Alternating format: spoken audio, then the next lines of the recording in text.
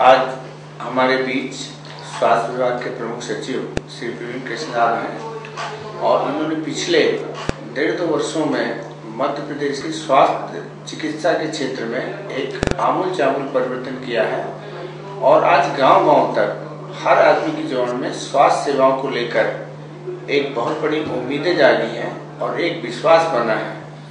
आज हमारे बीच श्री प्रवीण कृष्ण साहब हैं, ईएमएस उनसे स्वास्थ्य सेवाओं को लेकर कुछ चर्चा करने जा रहे हैं। प्रवीण कृष्ण साहब, ये पिछले 1.5-2 साल पहले ये कहा जाता था कि 80,000 स्वास्थ्य कर्मियों को और इतने बड़े पैमाने पर गांव-गांव सेवाएं पहुंचा पाना एक सपना दिखता था। उस सपने को कैसे साकार किया आपने? स्वास्थ्य एक अत्यंत ही अनिवार्य सेवा है जो राज्य शासन के बहुत ही महत्वपूर्ण दायित्व में है और जब इसकी योजना बन रही थी तो मुख्य सचिव ने और सभी हमारे वरिष्ठ माननीय मुख्यमंत्री जी ने भी इस विषय पर ध्यान दिया, बल दिया था कि सेवाओं में क्वालिटेटिव इम्प्रूवमेंट होना चाहिए और ग्रामीण जन तक के पहुँचे। तो बहुत ही महत्वाकांक्षी योजना बनाई गई। योजना ये बनाई कि थोड़े मोड़े परिवर्तनों से स्थायी वो नहीं होते, थोड़े बहुत सुधार हो जाते हैं, जितनी तेजी से आते हैं उतनी तेजी से वापस होते हैं। तो योजना बनाई कि जो पैराडाइम शिफ्ट कहते हैं, जो निदर्शनात्मक बदलाव, जो स्थायी रूप से बदलाव में थोड़ा समय लगे और फिर स्थायी रूप से वो बदलाव अपना प्रभाव दिखाए। तो जो संपूर्ण स्वास्थ्य सबके लिए की अवधारणा बनाई गई, उसमें केवल बड़ी योजनाओं और बड़े कार्यों को ही अंजाम देने की कार्य योजना है। तो सबसे पहले ये कहा कि हमारे पास लगभग 53,000 गाँव है, लेकिन इन गांवों तक पहुंचने के लिए हमारे पास 81,000 कर्मचारी हैं। तो एक जो अभाव की मानसिकता होती है, अभाव की मानसिकता से भी उबरना बहुत जरूरी है कि हमारे पास सब चीज कठिन है और कुछ हम नहीं कर सकते हैं और बड़ी अभाव है, चिकित्सकों की कमी है, व्यवस्थाएं बड़ी खराब हो गई है। तो जो पहला मेरा ये लक्ष्य था कि सबों को इस अभाव की मानसिकता से निकाल के एक सकारात्मक पॉजिटिव माइंडसेट पे लाना है। नहीं, वी कैन, हम ये जो कहते हैं we can do, we shall overcome, ये सब जो बातें हैं, तो ये सब सकारात्मक सोच की परिणति है। तो ये बात हुई कि नहीं भाई, हमारे पास जिस व्यवस्था में 10,000 संस्थाएं हैं, 81,000 कर्मचारी हैं, लगभग 7,000 चिकित्सक हैं, उसमें काहे का अभाव है? ऐसी दुनिया की कोई व्यवस्था नहीं है जहां आप जो चाहिए वो उपलब्ध है, लेकिन हमारे पास तो इतनी 6,000 करोड़ का बजट है, तो राशि उपलब्ध है, मैन पावर उपलब्ध है, संसाधन उपलब्ध है, प्रक्रियाएं पता है, टेक्नोलॉजी उपलब्ध है। आजकल अब ई हेल्थ के जमाने में आप जो चीज मिनटों में हर काम हो सकता है, सॉफ्टवेयर के माध्यम से लगभग 1 लाख लोग की प्रति घंटे आप समीक्षा कर सकते हैं। तो मेरा सब संसाधन उपलब्ध है, प्रक्रियाएं उपलब्ध है, एक चाहिए दृढ़ इच्छा शक्ति कि हम इसे करें। तो उस भावना से फिर कार्य प्रारंभ हुआ और परिणाम आ रही। कठिनाइयां अभी भी बहुत हैं, समस्याएं बहुत हैं। ये जो स्वास्थ्य की व्यवस्था है वो समस्याओं से प्रतिदिन लड़ने वाली व्यवस्था है। तो उन समस्याओं के निदान के लिए हम अब सक्षम हो गए। एक सबसे बड़ी जो चर्चाएं हो रही हैं कि आपने स्वास्थ्य विभाग के अमले को एक नया आत्मविश्वास दिया है और आपके कहे अनुसार वो रात दिन अपनी स्वास्थ्य सेवाओं को लेकर जो वो परिवर्तन लाए हैं, ऐसा सरकारी कर्मचारियों से या सरकारी व्यवस्था से जुड़े हुए लोगों पे अभी तक ये संभव नहीं हुआ है। तो हम ये भी जानना चाहते हैं कि आपने ऐसी कौन सी जादू की छड़ी चलाई है जिससे स्वास्थ्य विभाग के वो कर्मचारी जो 2 साल पहले कुछ अलग तरीके से काम करते थे और आज उनके काम करने का तरीका पूर्णतः बदल गया है और वो ज्यादा जिम्मेदार हो गए। तो ऐसा क्या किया आपने? बस उनसे ये बताया गया कि माताएं, हमारी माता जो है दुनिया की सबसे बहुमूल्य धरोहर है, उसे बचाना हमारा कर्तव्य है। हमारे पास वो क्षमता है, तो उस क्षमता का हम उपयोग न करके उसे मरने देंगे तो फिर माता हमें माफ नहीं करेगी, क्योंकि हमारी माता नहीं, राज्य की प्रत्येक माता का पुत्र है और उसके बचाने का दायित्व हमें दिया है। तो हमने कहा कि माताओं को बचाना न केवल हमारा कर्तव्य है बल्कि धर्म है। दूसरा, जो बच्चे होते हैं वो भी अमूल्य है, उनको अगर हम बचा सकते हैं तो क्यों नहीं बचा रहे हैं।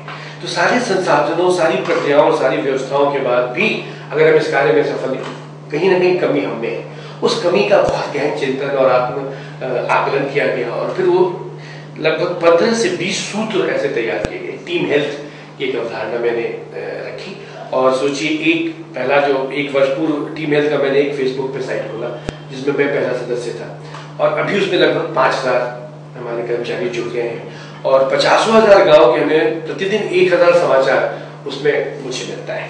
तो एक टीम हेल्थ की अवधारणा कि दुख सुख के हम एक दूसरे के साथ ही हैं, कठिनाई में भी हम उनके साथ हैं और जब अच्छी कोई उपलब्धि होती है उसमें भी हम साथ रहते हैं। आपने तो सुख दुख की बात कही, तो कहीं आपके कर्मचारियों को ये पहली बार कॉन्फिडेंस हुआ कि प्रमुख सचिव हमारा हितैषी है और वो आपकी बात मान के काम पे जुड़ गया और आप लगातार उससे जुड़ रहे हैं, क्या ये सबसे बड़ा कारण है? बिल्कुल अच्छे कार्य करने वालों को पुरस्कार देने की योजना प्रारंभ की गई और लगभग राज्य शासन से और केंद्र शासन से विशेष अनुमति लेके लगभग 32 करोड़ रुपए के कॉर्पस तैयार किया गया, जहाँ पे प्रत्येक कर्मचारी के लिए कार्यों का निर्धारण कर दिया गया है और उसकी उपलब्धि होने पर आशा से लेके चिकित्सकों तक 1,000 रुपए से लेके 1,00,000 रुपए तक का पुरस्कार है टीम्स के लिए, उसको हम दे रहे हैं। प्रति माह लगभग 3 से 4,000 कर्मचारियों को ये पुरस्कार मिल रहा है, उनके खाते में राशि चली जा रही है।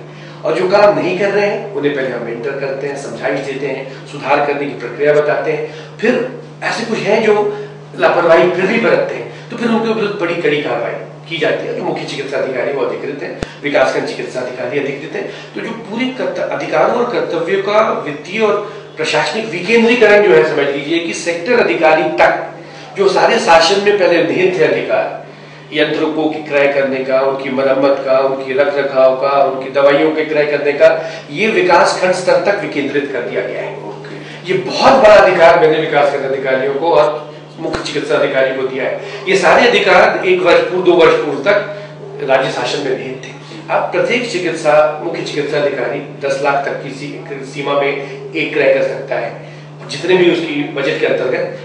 सिविल सर्जन प्रत्येक अस्पताल का 10 लाख तक की सीमा में क्रय कर सकता है एक। और बीएमओ जो विकासखंड चिकित्सा अधिकारी, जिसको पेट्रोल के लिए भी राशि नहीं थी उसके पास, वो 10 लाख रुपए तक की सीमा में अपने अस्पताल की व्यवस्था को सुधारने में समस्या कर। इन सारे मापदंड इनके बना दिए गए। एफएमआईएस के माध्यम से एक पैसे की मॉनिटरिंग करते हैं और सारे अधिकार को विकेंद्रित कर दिया है। कॉन्करेंट ऑडिट की व्यवस्था की, हर माह खर्च का हम ऑडिट करते हैं। तो इनको सारे अधिकार दिए, लेकिन उसकी समीक्षा की बहुत कड़ी व्यवस्था बनाई गई और प्रति माह अगर शुरू में ही एक आदमी ने गलती की, बहुत कड़ी कार्रवाई की गई। तो मैसेज चला गया कि अधिकार है तो अधिकार का सदुपयोग करो। तो इसका परिणाम ये हुआ कि सारे विकासखंड के स्तर के सभी अस्पताल, उसके नीचे के ग्राम आरोग्य केंद्र, जिला अस्पताल, सामुदायिक स्वास्थ्य केंद्र, अगर आप जाके देखेंगे तो अब लगभग चमकने की स्थिति में आ गई। अभी भी समस्याएं हैं कई स्थानों पर जहां उन्होंने इस अधिकार का उपयोग नहीं किया है, वहां कठिनाइयां हैं, लेकिन प्रायः कायाकल्प अभियान के अंतर्गत मेरा ये मानना है कि अस्पतालों की प्रक्रियाएं, व्यवस्थाएं ठीक होगी। लेकिन सबसे बड़ी बात है कि व्यवस्थाएं तो ठीक होगी, लेकिन जो सेवा की भावना है, एटीट्यूड, तो अब हम लोग का मुख्य अभियान ये है कि प्यार और केयर, लव एंड केयर। जो चिकित्सक ने अपनी व्यवस्थाओं को ठीक कर ली, प्रक्रियाएं ठीक कर ली, टेबल ठीक हो गए, संयंत्र काम करने लग गए, इक्विपमेंट्स अपनी जगह पे आ गई हैं, लेकिन प्यार और मोहब्बत से जो हम सेवा देते हैं, बर्ताव जो हम पेशेंट से करते हैं, कोई पेशेंट हमारे अस्पताल में कोई खुशी मनाने तो आता नहीं है, तो किसी न किसी तकलीफ को लेके आता है और उसके साथ हम अपना व्यवहार ठीक नहीं करेंगे।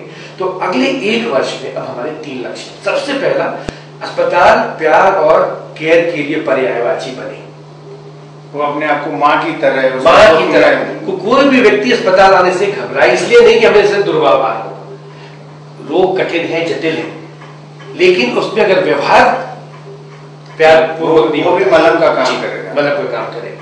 दूसरा लक्ष्य कि जितनी सेवाएं हैं वो निःशुल्क रहेंगे अस्पताल, चाहे वो सीटी स्कैन हो, चाहे वो डायलिसिस हो, चाहे वो प्राइवेट वार्ड। प्राइवेट वार्ड का कॉन्सेप्ट 1 वर्ष से हमने समाप्त कर दिया है। पहले आओ पहले पाओ।